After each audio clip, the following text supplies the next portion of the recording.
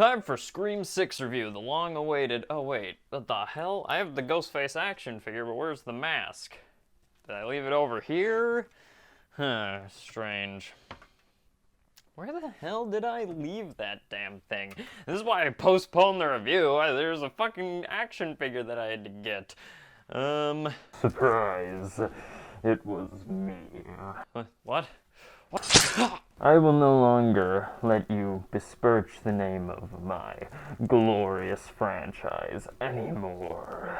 I was gonna talk good things about this movie. Well, I'm gonna do the review anyways. Oh, okay. Let's get into it.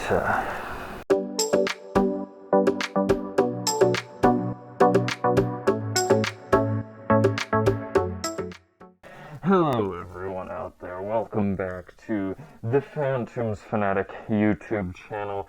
Your host is a bit busy bleeding out from a stab wound to do the review this week, so I will finally take over and talk about my beloved franchise with Scream 6, released this year in 2023, starring Jenna Ortega, Melissa Barria, Jack Champion, Hayden Panettiere, Courtney Cox, and other people who try to avoid being gutted by my blade.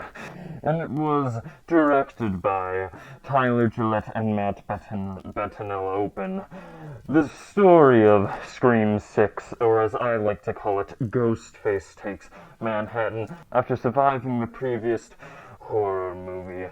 The Carpenter sisters, moved to the Big Apple, where stabbings can happen so much easier, to try to escape the legacy of me, but it doesn't go as well as a new, tougher Ghostface wearing the old masks of the originals come back to haunt the sisters in a revenge plot against them for murdering a previous Ghostface.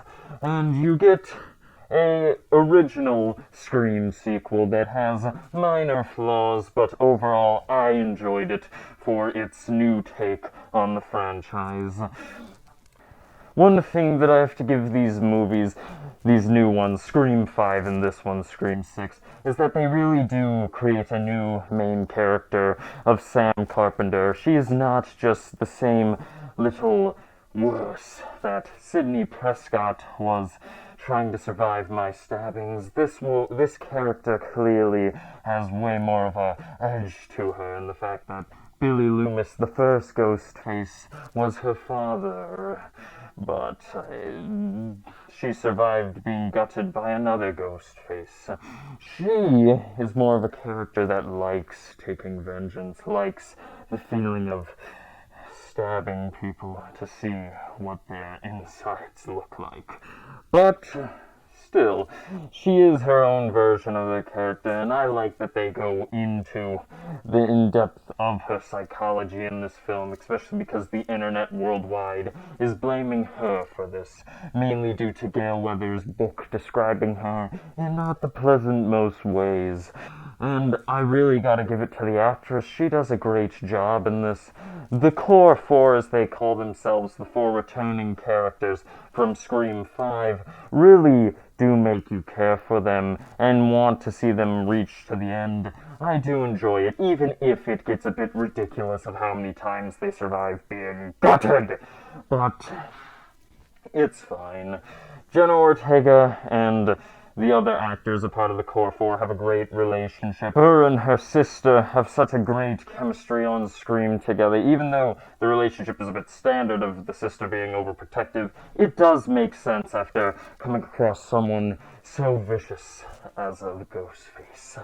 But the film does do a good job in that, and the directing and acting, all aside, I do enjoy. And this film has so many great suspenseful sequences, such as crossing a ladder on top of a bridge while avoided being stabbed, a supermarket chase scene, so many good little moments like that I think that this is the scariest that Ghostface has ever been. I think Roger Jackson, the soothing voice that's behind the mask, really brings his own into this character in this film. I think he is the scariest ghost faces in this film because they have his mask be older and decrepit, something that Halloween 2018 did, and it makes the character more scary here. I think they did a great job in doing that, and it changes up the formula other than just having a few chase scenes and then the characters trying to figure out who the ghost face is. In this, it feels like one straight progression from beginning to end to just the intensity of them trying to avoid being gutted by yours truly. And obviously, with any good new requel franchise, you have to have legacy characters return, as always. This time we have Hayden Panettiere returning as Kirby. Hopefully I'll get to finish the job this time that I didn't get to finish in Scream 4. I do enjoy her in this. She does add a lot to the character once again, and she truly continues her story from the past ones. And I will say one of my problems with this film is the character of Gale Weathers. She's always been a vindicious bitch. But in this, especially after the events of Scream 5, where I got to gut one of the greatest legacy characters of this franchise, died, I wish that maybe we got Gale taking a more active approach in stopping Ghostface instead of turning back to her normal self merely a year after I killed the only man who ever loved her. I do wish that they did maybe take a more active role with her, having her deal with that fallout. That happens in Scream 5, but in my opinion, it could have been done a lot better in Scream 6 if they did that. And even though we get some talk of the franchise coming to be and, meta commentary and stuff, I do wish that maybe they focused on it more, but in retrospective looking at it, they're trying to do something different with this film, but in some areas call back to Screams of Past, especially from the fact that this takes place on a college campus like Scream 2 did. But I just wish maybe they took more time into that meta-developing of the characters. The gore is kicked up to top notch in this. I enjoy it. As I said, the direction in so many chase scenes in this are done very well, and the ghost face reveal is relatively satisfying to see who is behind it. And it calls back to Screams of Past, which I always enjoyed. But in other regards, this movie is a very original, thrilling sequel to my glorious franchise. I think they're doing a great job with this new character of Sam Carpenter, of how she's more of a demented hero instead of the pure innocent that Sidney Prescott was. And yeah, I definitely recommend it, even though I wish they maybe have done something different with that bitch Gale. Please make sure to like, subscribe, leave your opinions on the film in the comments section. I'll read those, and if I disagree with some, watch out behind you.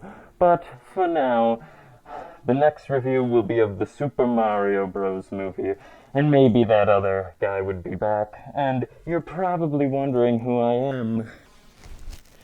It's me. What else did you guys expect? See you later.